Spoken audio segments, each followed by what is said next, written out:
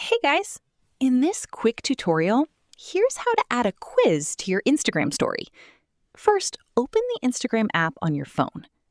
Tap the plus icon, then select Story. Now choose a photo or video from your gallery. Next, tap the sticker icon at the top of the screen. A list of stickers will appear. Tap on the quiz or poll sticker option. Now the quiz box will appear on your story. Type your question and add multiple answer choices. You can also tap the color option to change the look of your quiz sticker. You can pinch to resize it and drag it anywhere on the screen to adjust the position.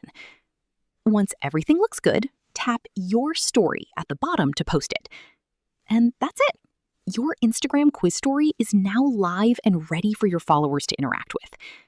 If this tutorial helped you, don't forget to like and subscribe for more iPhone tips and tricks.